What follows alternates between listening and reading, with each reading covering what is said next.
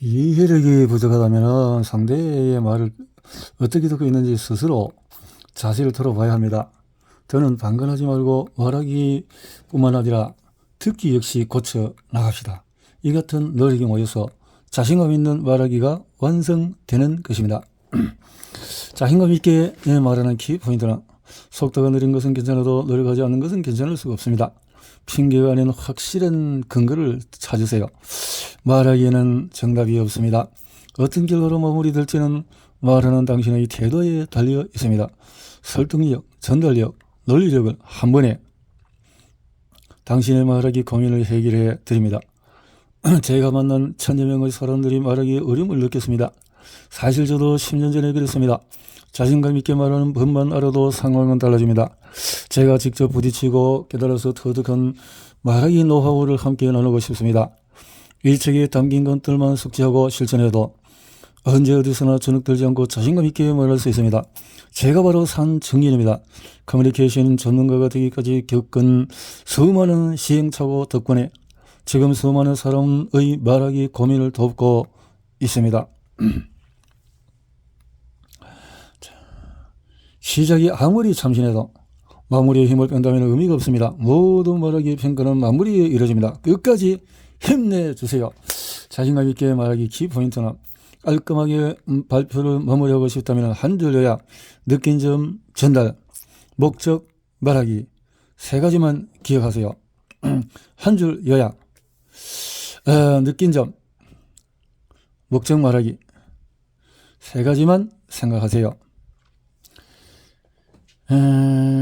이렇게 365일 매일 들을 수 있다는 장점도 홈페이지에서 제 방송을 들을 수 있기 때문에 반복해서 듣고 연습할 수 있습니다. 가능하다면 한두 가지 프로그램을 반복해서 청취하길 바랍니다.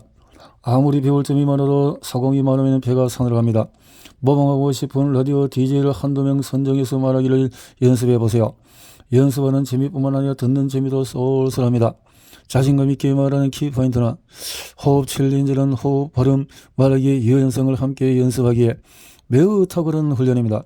책을 소리내어 읽어도 좋습니다.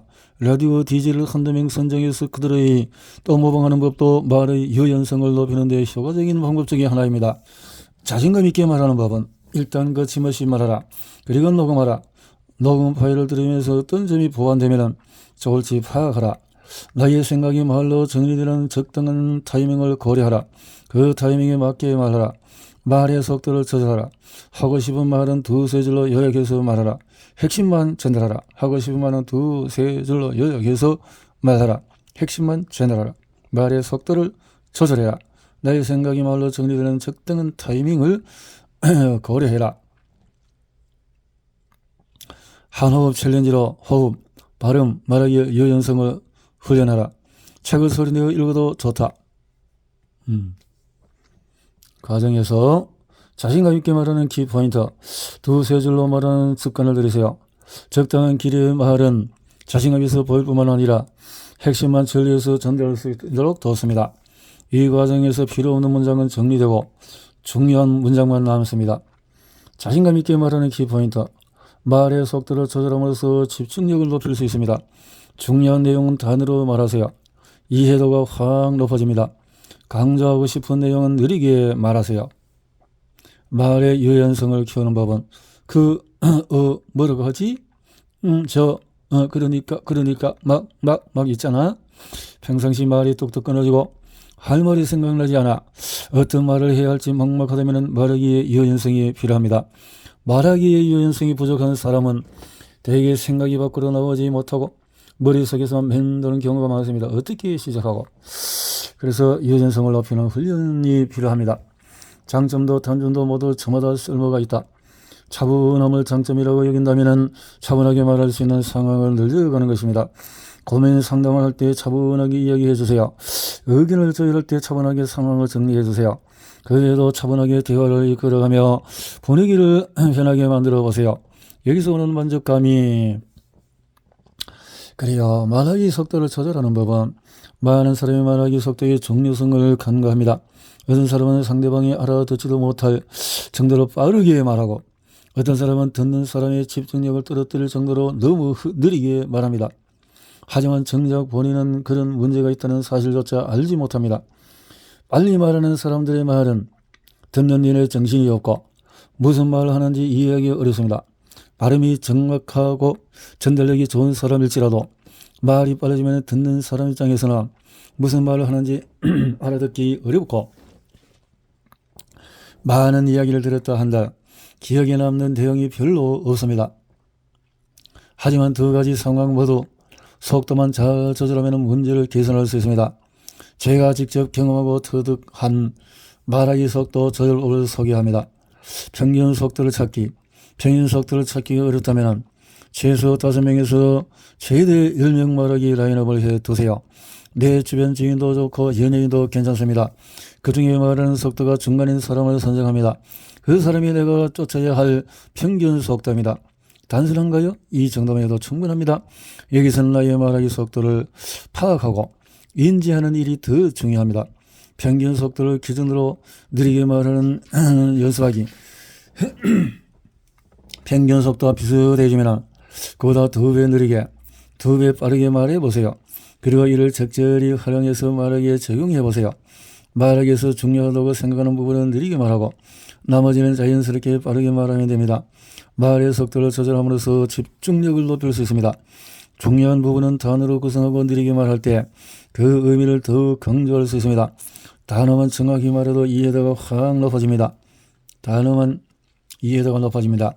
나를 믿고 자신감 있게 말하기. 어디서나 당당하게 자신감이 생길 수 있는 가장 쉽고 확실한 방법을 소개합니다.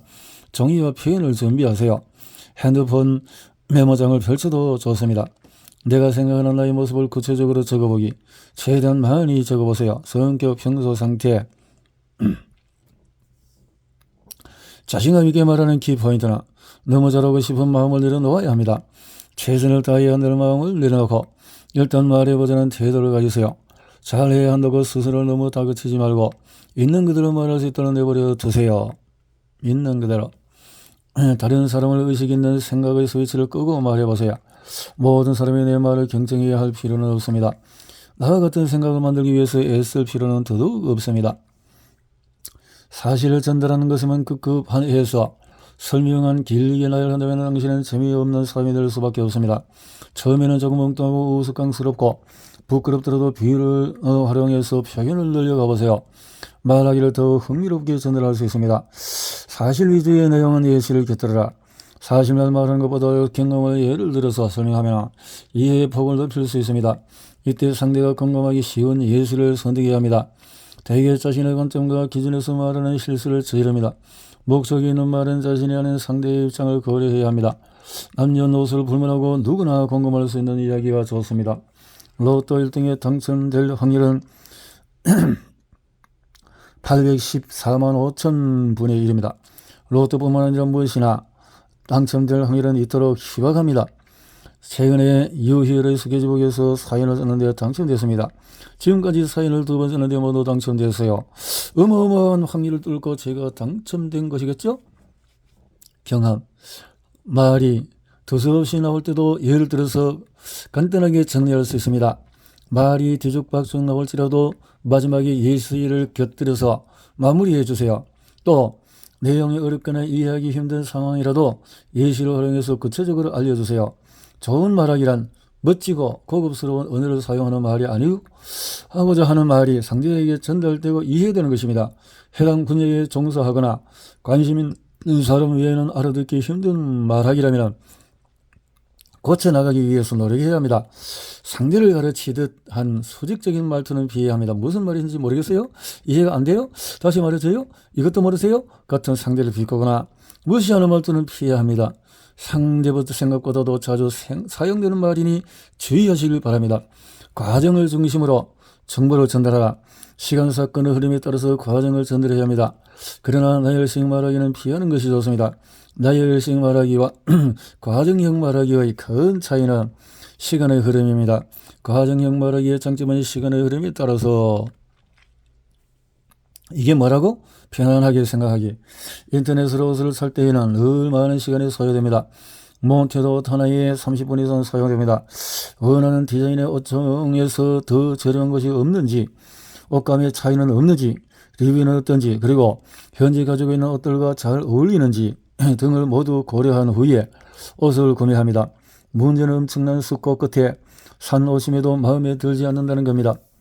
말을 잘하기 위해서 주변 사람들의 반응에 너무 연연할 필요가 없다. 말할 때 왜 주눅이 들까요? 실패에 대한 막연한 두려움 때문입니다. 이렇게 하면 한 소리 듣겠지? 나를 별나게 생각하지 않을까? 내가 말한 뒤에 분위기가 썰렁해지면 어떡하지? 온갖 일어나지 않을 일에 미리 겁을 먹고 몸을 움츠러뜨립니다. 괜히 나를 안 좋게 생각할까봐 두려운 것이죠. 괜히 나를 재미없고 고리타분한 사람으로 여길까봐 두려운 겁니다. 그러나 누군가는 나의 말에 귀를 기울입니다. 지금 당장 아무도 없다 해도 괜찮습니다. 학창시절에 줄기차게 아재 개그를 던지는 친구가 있었습니다. 누군가는 그 친구가 원래 웃겨나 보지? 난 아재 개그 100번 들어도 재미없을 것 같은데? 재미없는 개그 계속 들으면 사람들이 스트레스 받지 않을까 생각할지도 모르겠습니다. 하지만 이 같은 생각은 중요하지 않습니다. 내가 무엇을 하고 싶은지 무엇을 말하고 싶은지가 훨씬 중요합니다. 내 인생의 주인공은 나 한 사람입니다. 혹시 주인공이 아닌 다른 사람을 의식하며 말하지 않을 핑계만 대고 있지는 않나요? 몇 번 도전해보지도 않고 다른 사람을 신경 쓰다가 중간에 포기한 것은 아닌가요? 그럼 원하는 바를 이룰 수도 없고 전달하고 싶은 말도 당신의 진심도 전할 수 없습니다. 단 한 순간이라도 타인을 의식하는 생각의 스위치를 끄고 말해보세요.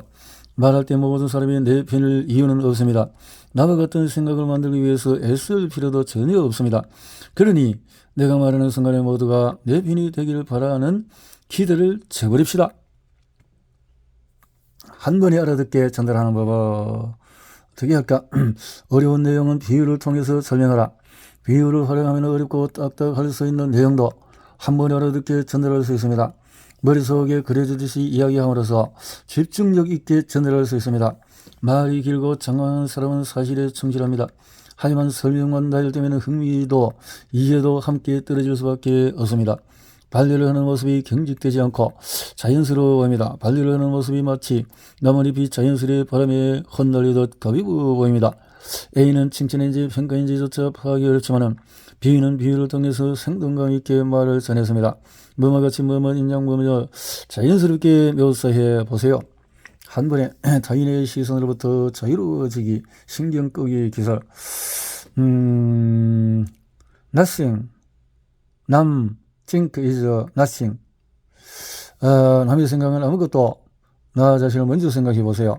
저도 사실 했을 적에는 눈치 보면서 했는데 화장실에 울기도 했고 지금까지 우리는 무슨 문제가 있었습니다. 지금부터 문제를 해결할 수 있는 가장 쉽고 빠른 방법을 소개하고자 합니다. 숫자를 활용하라. 숫자는 사람들을 몰입시키는 효과가 있습니다. 숫자는 주의를 집중시킵니다. 무엇이 잘된 비결을 세 가지로 소개하겠습니다.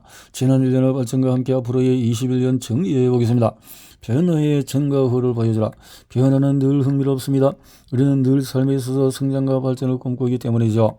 초보이거나 어려운 환경이거나 컴플렉스 있거나 어려움을 딛고 일어나는 사례는 아주 매력적으로 다가옵니다. 발표를 시작할 때 변화의 전후 과정을 보여줌으로써 기대감을 높일 수 있습니다. 감정을 표현하라. 감정을 표현함으로써 사람들과 공감대를 형성할 수 있습니다. 공감대를 형성하고 감정을 이입시킴으로써 발표 내용의 이해력을 높일 수 있습니다. 초반의 감정을 잘 활용하면 흥미를 유발할 수 있습니다. 지금도 무엇을 생각하면 가슴이 벅차오릅니다. 앞으로가 더욱 기대됩니다. 이 발표를 통해서 여러분에게 자신감 있게 키포인트 1분 2 발표 전체 분위기를 좌우합니다. 센스 있게 발표를 시작하는 법.